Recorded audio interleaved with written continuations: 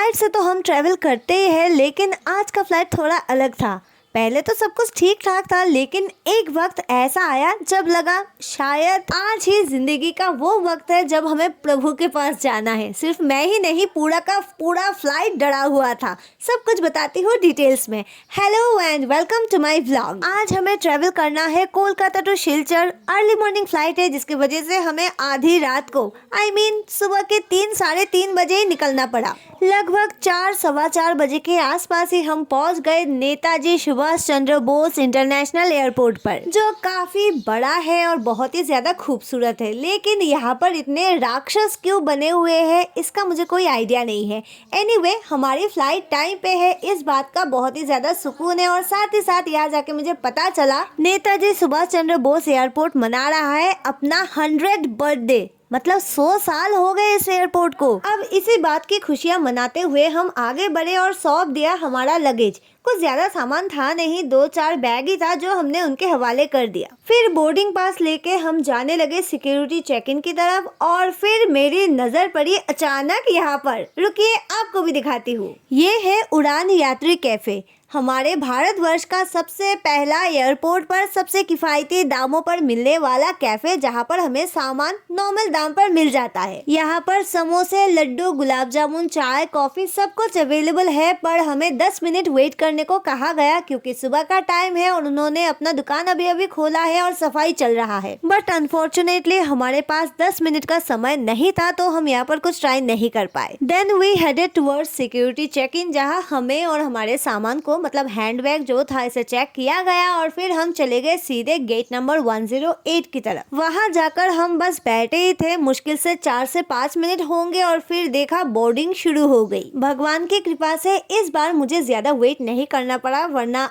पिछली बार जब मैं गई थी मुझे लगभग 1.5 घंटा यहाँ पर बैठना पड़ा था। एनीवे, अब हम धीरे धीरे बढ़ रहे हैं अपनी फ्लाइट की तरफ। अभी सुबह के लगभग 5:30 बजे है और अंधेरा अभी भी है। इसका साफ साफ मतलब ये है आज हम सूरज को उगते हुए फ्लाइट से बैठ के देखेंगे, जिसके लिए मैं काफी ज्यादा एक्साइटेड थी। And if you watch my videos, you guys already know how fascinating this things are for me. पर मुझे पता नहीं था आगे हमारे लिए कुछ और ही प्लान है, जो आपको आगे थोड़ी ही देर में पता चलेगा। फ्लाइट के अंदर जाके मुझे राइट साइड में विंडो वाली सीट मिल गई, जो मैं चाहती थी। तो अपने सीट पे बैठते ही सबसे पहले मैंने अपना विंडो शेड ऊपर कर लिया, क्योंकि मुझे बाहर का नजारा देखना था। बट अनफॉर्चुनेटली बाहर अंधेरा था, तो कुछ खास तो नहीं दिखा, लेकिन मुझे पता था आगे बहुत ही खूबसूरत नजारा मैं देखने वाली हूँ। फिर मैं ऐसे ही इधर उधर देखने लगी, टाइम पास कर रही थी। यहाँ पर लोग आप देख सकते हो अभी भी आ रहे हैं। और फिर थोड़ी देर बाद, लगभग 10 से 15 मिनट बाद हमारी जर्नी शुरू हो गई। A few moments later. धीरे धीरे हम अंधेरे को चीरते हुए आगे बढ़ रहे हैं। यहाँ पर सिर्फ लाइट से दिखाई दे रहा है, बाकी कुछ दिख नहीं रहा। पर आगे जो नज़ारा हमें दिखेगा वो बहुत ही बढ़िया होगा। और फिर थोड़ा ही इंतज़ार, कुछ मिनटों का इंतजार करने के बाद देखिए यहाँ का नज़ारा। यही वो नज़ारा है जिसके लिए मैं बहुत एक्साइटेड थी। पर ये एक्साइटमेंट कुछ ही देर में वरी में बदल जाएगा, ये मैंने कभी सोचा नहीं था। तो चमत्कारी दृश्य से लेकर चिंतित होने तक था आज मेरी फ्लाइट की जर्नी। और साथ ही साथ आप सभी देखेंगे transformation, real transformation during flight journey. अभी सुबह का वक्त है, सूरज अभी अभी उगा है और देखने में बहुत ही बढ़िया लग रहा है। जिस तरफ भी मतलब जहाँ तक भी मेरी नज़र जा रही है, सब कुछ बहुत ही खूबसूरत है। इसी बीच हमें हमारा खाना भी मिल गया, जिसमें एक वेज पैटीज, एक केक और पानी का बोतल था।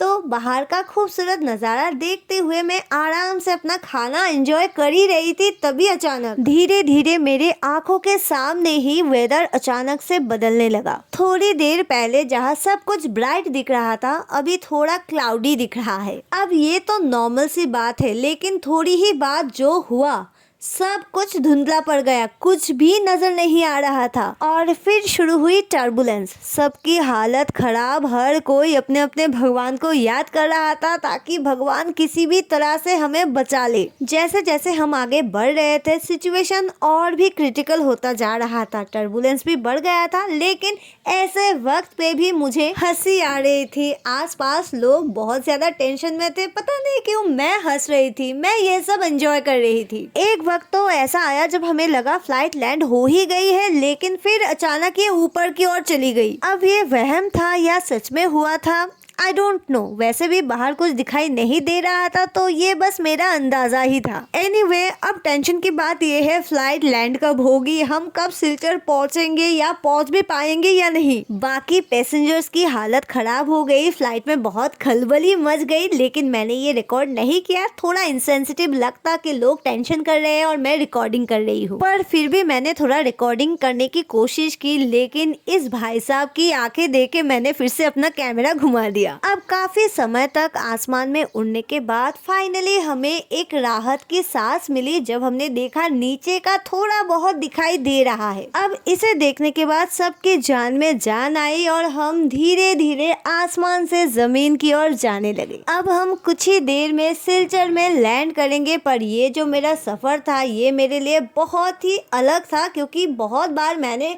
एयर ट्रेवल किया है, लेकिन इस बार जो हुआ वो थोड़ा डिफरेंट था। अब मुझे तो डर नहीं लगा, लेकिन आसपास की हालत थोड़ी खराब हो गई, तो मैं भगवान से प्रे करूंगी ऐसे सिचुएशन किसी के साथ भी ना हो। अब सफर के शुरुआत से लेकर अभी तक आप लोग मेरे साथ रहे हो, तो आशा करती हूँ आगे लैंडिंग तक आप लोग मेरे साथ जरूर रहेंगे।